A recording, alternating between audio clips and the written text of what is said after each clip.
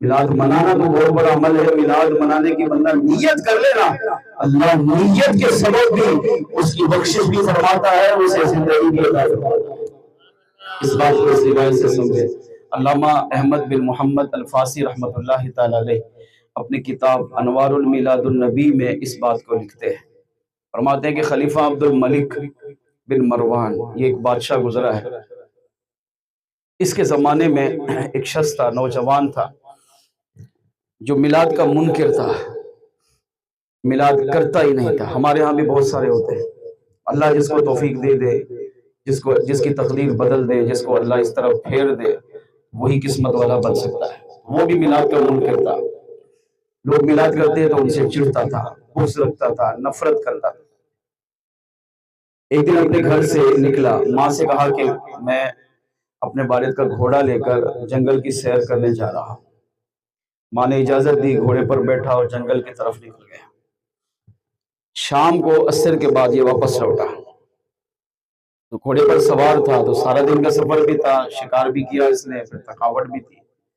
جب یہ واپس شہر میں پہنچا تو اس کا گھوڑا بد کا،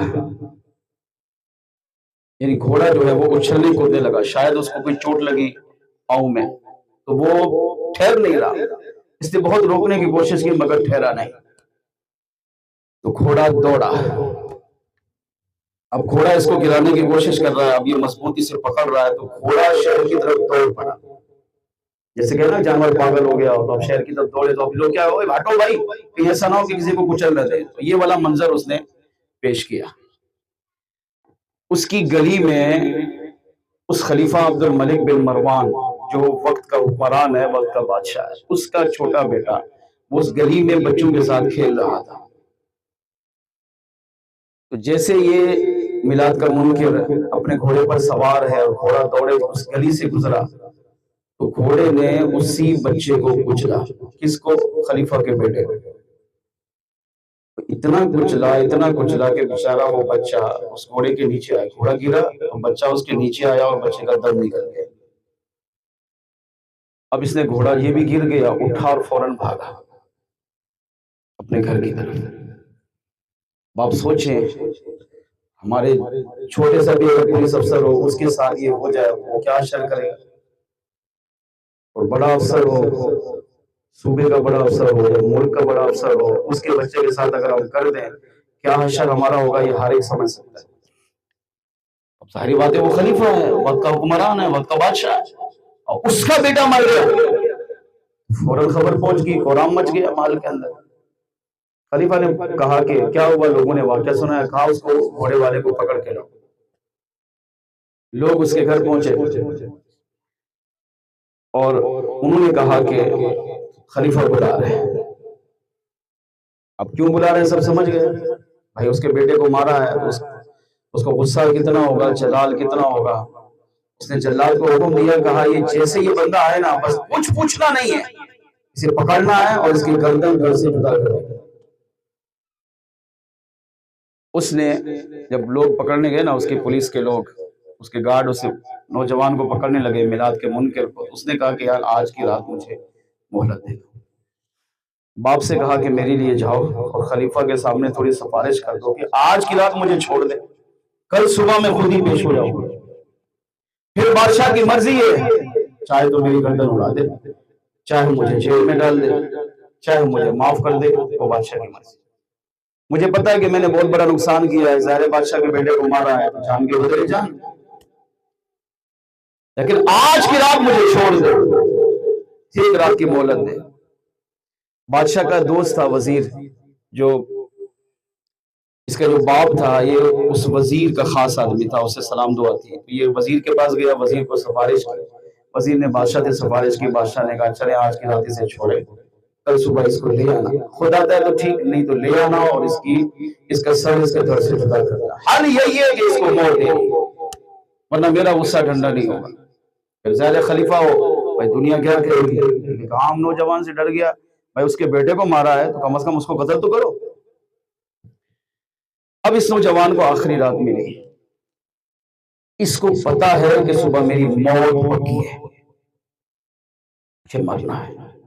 اس نے کیا کیا؟ اپنے آپ کو پوری رات ایک کمرے میں بند کر لیا، پوری رات جاگتا رہا۔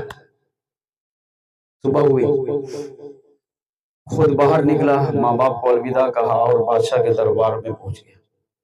اب بادشاہ کے مزیر، نوکر چاکر، وزیر سارے وہاں پر جمع ہے، دربار لگا ہوا ہے، لوگوں کا جمع غفیر ہے، جلاد تلوار ہاتھ میں لیے کھڑا ہے کہ بھئی ابھی آئے گا، بادشاہ اعلان کرے گا، اشارہ کرے گا تو اس کا سر اس کے دم سے جدا کر دے۔ بادشاہ اپنے تخت پر مسند پر بیٹھا ہوا ہے۔ اب جیسے یہ نوجوان اندر داخل ہوا نا محل میں، اور چاروں طرف مال بھرا ہوا ہے، تو چاروں طرف سے لوگ عجیب و غریب نظروں سے اس کو دیکھ رہے ہیں۔ آج تو یہ گیا، آج تو اس کی موت پکی ہے۔ مگر علامہ احمد بن محمد الفاسی علیہ الرحمہ لکھتے ہیں کہ جیسے ہی وہ نوجوان بادشاہ کے محل میں داخل ہوا، بادشاہ نے کہا میرے قریب آیا، کہا اور قریب آ، پھر قریب آیا، کہا اور قریب آ۔ جب بادشاہ کے تخت کے قریب آیا نا، تو بادشاہ نے جب اس کے چہرے کو قریب سے دیکھا تو بادشاہ کی ہنسی نکل گئی۔ پہلے غصے میں تھا، آگ بگولا تھا اور برداشت نہیں ہو رہا تھا، جلاد کو تیار کیا ہوا تھا، اس کا سر پورا کرنا ہے۔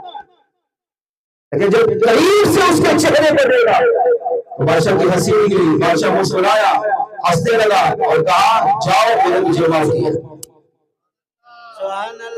اب یہ بات عقل میں نہیں آ رہی نا کہ پورا شہر جمع ہے، پورا محل جمع ہے، کس بات کے لیے؟ اس کی موت دیکھنے کے لیے، اس کی پھانسی دیکھنے کے لیے کہ بھئی بادشاہ کے خلیفہ کے وقت کو خلیفہ عبد الملک بن مروان کے بیٹے کو مارا ہے، تو اس کے بدلے میں کم از کم قتل تو ہوگا۔ مگر قریب دیکھنے کے بعد بادشاہ ہنستا بھی ہے، مسکراتا بھی ہے، کہکا بھی لگاتا ہے، محل والے بھی حیران ہیں، اور اتنا بڑا اعلان کیا جاؤ میں نے تجھے معاف کیا۔ نوجوان کو بھی پکا پتا ہے کہ میری موت ہے، محل کا ہر درباری جانتا ہے میری موت، اس کی موت ہے، مگر ایسے وقت میں بھی بادشاہ نے کہا جاؤ میں نے تجھے معاف کیا۔ اب یہ حیران ہو گئی ہے کیسا فیصلہ ہے۔ اب یہ الٹی قدم جب جانے لگا تو بادشاہ نے اس کو پھر بلایا۔ اب پھر ڈرا کہ ہو سکتا ہے دوبارہ موت دے دے، پھانسی کے آرڈر دے دے۔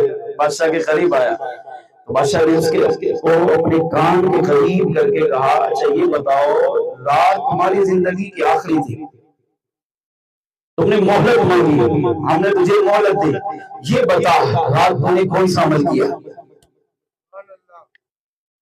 اس نے کہا کچھ نہیں۔ نماز پڑھی؟ کہا نہیں۔ قرآن کی تلاوت کی؟ کہا نہیں۔ کیا کوئی ذکر و اذکار کیا؟ کہا نہیں۔ کچھ تو کیا ہوگا نا، رات مہلت مانگی نا، تو آخر کی وجہ ہوگی نا، مہلت کیوں مانگی؟ موت تو رات بھی دے تھی، ابھی بھی دے، لیکن کوئی تو کام کیا ہے، اسے نام انہیں خاص عمل یاد نہیں ہے۔ بادشاہ نے کہا بتا تو صحیح، تجھے آزادی دے دی، زندگی دے دی، پھانسی کا آرڈر پکڑا دیا ہے، مگر سچ سچ بتا کے جا کہ آخری رات میں مجھے پتا تھا میری موت طے ہے، مگر تو نے عمل کون سا کیا ہے؟ علامہ احمد بن محمد الفاسی لکھتے ہیں اس نوجوان نے، اس میلاد کے منکر نے خلیفہ عبد الملک بن مروان کے سامنے کہا رات کو میں نے صرف اللہ کی بارگاہ میں سچی توبہ کی، پھر مدینے کی طرف رخ کر کے مدینے والے آقا صلی اللہ علیہ وسلم کو یاد کر کے صرف اتنا کہا یا رسول اللہ ساری زندگی آپ کے میلاد کا منکر بن کر زندگی گزارتا رہا، یا رسول اللہ آج میری آخری رات ہے، کل میں مرنے والا ہوں، میں آپ کی بارگاہ میں بھی آج سچی توبہ کرتا ہوں، اگر آپ اللہ کی بارگاہ میں میری سفارش کر دے اور کریم رب مجھے زندگی عطا کر دے تو ساری زندگی ہر ربیع الاول کے مہینے میں آپ کا میلاد کرتا رہا۔ جس میلاد کا انکار کرتا رہا، جس میلاد کا منکر رہا، جس میلاد کا مذاق اڑاتا رہا، جس میلاد سے لوگوں کو روکتا رہا، یا رسول اللہ اگر آپ کی توجہ ہو جائے، آپ کی کرم نوازی ہو جائے، آپ کے صدقے اللہ مجھے زندگی عطا کر دے، اس بادشاہ کی پھانسی سے بچا لے تو ساری زندگی آپ سے محبت بھی کروں گا، آپ سے پیار بھی کروں گا، آپ سے عقیدت بھی رکھوں گا، آپ سے عشق بھی کروں گا، آپ کی شریعت کی پاسداری بھی کروں گا، اور جس میلاد سے نفرت کرتا تھا اس سے محبت بھی کروں گا، خود بھی میلاد مناؤں گا، عاشقان رسول کو بھی میلاد میں شریک کروں گا۔ کہا بس یہ کہا، اللہ کی بارگاہ میں توبہ کی اور حضور کی بارگاہ میں توبہ کی، اتنا کہا اور ساری رات روتا رہا یہاں تک کہ صبح ہو گئی۔ بادشاہ نے یہ سنا تو بادشاہ تڑپ اٹھا، ظالم جابر جیسے بھی بادشاہ گزرے مگر جو مسلمان تھے وہ اپنے نبی سے محبت کرتے تھے، وہ نبی سے پیار کرتے تھے، وہ بادشاہ تھے اسلامی لیڈر مگر حضور کے سچے غلام تھے۔ بادشاہ نے وزیر کو اشارہ کیا، کہا مجھے تھیلی میں اس نے 1000 سونے کے سکے سے بھری ہوئی تھیلی بادشاہ کو بھیج کے، اور بادشاہ نے تھیلی اپنے ہاتھ میں لی اور اس نوجوان کو بلایا، کہا جاؤ حضور کا میلاد بھی کرو اور میری طرف سے اس رقم کو میلاد میں خرچ کرو۔ جس آقا صلی اللہ علیہ وسلم کی سفارش کی وجہ سے آج میرے دل میں کریم رب نے ڈالا ہے، یہ میرا کمال نہیں، یہ تیرا کمال ہے۔ حضور نے تیری سفارش، تیرا عذر قبول کر لیا ہے، تو میلاد کا ممکن تھا اب تو میلادی بن چکا ہے، تو تو بھی جا میلاد منا اور مجھ خلیفہ کا بھی حصہ میلاد میں شامل کر، ہو سکتا ہے میلاد والے آقا جب تجھ سے خوش ہو اور مجھے بھی قبول کروا دے۔ اس سے پہلا فیدہ ملا کہ جو مسلمان میلاد مناتا ہے، میلاد سے محبت کرتا ہے، میلاد میں آتا ہے، میلاد میں جاتا ہے، میلاد سے پیار کرتا ہے، میلاد میں رقم خرچ کرتا ہے، وہ اللہ کا بھی محبوب بن جاتا ہے، میلاد والے آقا بھی اس سے خوش ہوتے ہیں۔ یہ بھی عقیدہ ملا کہ امتی میلاد منانے والا جب بھی حضور کو پکارے، چاہے دن ہو رات ہو، کائنات سو رہی ہو، مگر یہ مدینے کی طرف رخ کر کے جب مدینے والے کو پکارتا ہے، تو میلاد والے آقا کو اللہ نے اتنی بڑی شان عطا کی ہے کہ وہ اپنے امتی کی پکار سنتے بھی ہیں، اسے دیکھتے بھی ہیں، اسے جانتے بھی ہیں، اسے پہچانتے بھی ہیں، اور اگر حضور کی بارگاہ میں مشکل پیش کرے تو میرا اس کی مشکل کشائی بھی کروا دے۔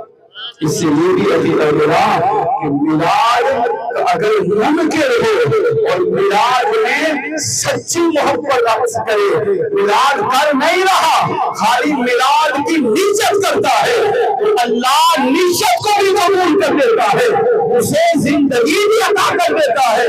جو وہ بھی حضور کا غلام، جو پہلے سے حضور کا عاشق ہو، پہلے سے حضور سے پیار کرتا ہو، پہلے سے حضور سے محبت کرتا ہو، جب وہ ربیع الاول کے مہینے میں اپنے نبی کا میلاد منائے گا، اپنے نبی سے پیار کرے گا، اپنے نبی سے محبت کا اظہار کرے گا، جب اس پر اتنی کرم نوازی ہو سکتی ہے، نشت کرنے والے کو اللہ زندگی عطا کر دیتا ہے، میلاد والے آقا اس سے خوش ہو رہے ہیں۔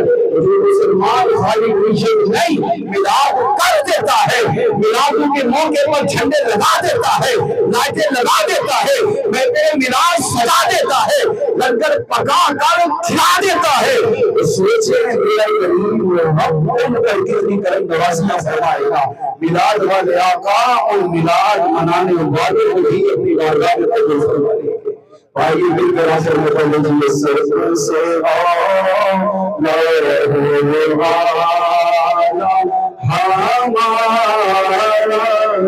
نبی سب سے بالا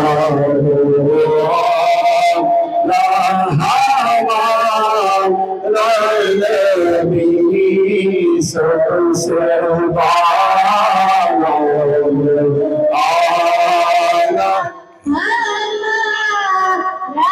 نبی اپنے مولا کا پیارا ہمارا نبی دونوں کرنا ہمارا نبی خلق سے اولیاء سے رسل خلق سے اولیاء سے اور رسول سے آیا ہمارا نبی اور رسول سے آیا ہمارا نبی سب سے بالا ہمارا نبی